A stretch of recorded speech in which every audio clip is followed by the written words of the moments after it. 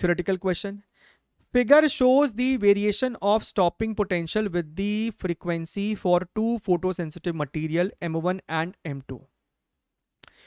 तो सर हमारे पास एक इक्वेशन होती है, क्या तो आप LHS में लिखते हो मैक्सिमम काइनेटिक एनर्जी, या फिर आप E into stopping potential is equal to your h nu minus work function.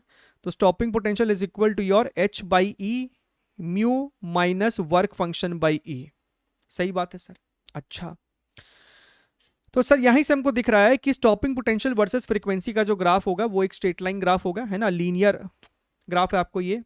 अच्छा, और जो स्लोप है, स्लोप जो होगा that is equal to H by e, यानी मटेरियल पे डिपेंड नहीं करता, ये आपको हमेशा सेम ही है. तो भैया अलग अलग मटेरियल हो लेकिन आपको जो स्लोप है, ये जो tan थीटा है, वो आपको दोनों में ही सेम है. ठीक बात है. Figure shows the variation of stopping potential with frequency for the two photosensitive material M1 and M2. The slope gives the value of H by E, where H is Planck's constant and E is the charge of electron. तो भैया बिल्कुल true statement है, slope आपको H by E है. ठीक बात है sir. अच्छा अच्छा, और ध्यान से देखिएगा. This is your frequency, right. Very good. तो सर स्टॉपिंग पोटेंशियल जीरो है ना, स्टॉपिंग पोटेंशियल हमारा यहां पे फिलहाल जीरो है.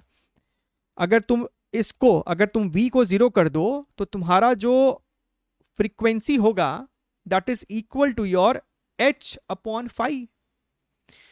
यानी कि यहां पे जो आपको ये फ्रीक्वेंसी है μ1 और यहां पे जो आपको ये फ्रीक्वेंसी है, these are basically your threshold frequencies.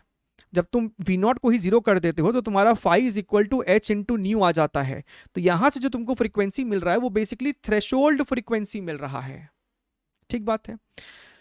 तो भैया यहां पे हमको साफ साफ दिख रहा है कि थ्रेशोल्ड फ्रीक्वेंसी जो M2 मटेरियल का है वो ज्यादा है. यानी M2 मटेरियल में से इलेक्ट्रॉन को निकालने के लिए आपको ज्यादा एनर्जी देना पड़ता है. बात सही है. M2 will emit photoelectrons of greater kinetic energy for the incident radiation having same frequency. भैया अगर दोनों मटेरियल पे सेम फ्रीक्वेंसी का लाइट इंसिडेंट कर रहे हो, अज्यूमिंग कि भैया थ्रेशोल्ड फ्रीक्वेंसी से ज्यादा ही दे रहे हो, दोनों में सेम फ्रीक्वेंसी का अगर आप दे रहे हो तो M2 will emit photoelectrons of greater kinetic energy. ऐसा नहीं है M2 आपने दोनों को लेटस से 500 जूल की एनर्जी दे दी, तो भैया M2 इसमें से ज्यादा एनर्जी इस्तेमाल करेगा सिर्फ इलेक्ट्रॉन को निकालने के लिए, और ये कम एनर्जी इस्तेमाल करेगा इलेक्ट्रॉन को निकालने के लिए. तो जब M1 कम एनर्जी इस्तेमाल करेगा तो बाकी बचा एनर्जी इलेक्ट्रॉन के पास in the form of kinetic energy है, राइट. तो M1 में ज्यादा काइनेटिक एनर्जी होगा ऑफ द एमिटेड इलेक्ट्रॉन, ना कि M2 में. तो आपको ये वाला जो स्टेटमेंट है वो आपको कदाचित फॉल्स स्टेटमेंट है. ठीक है, बढ़िया है.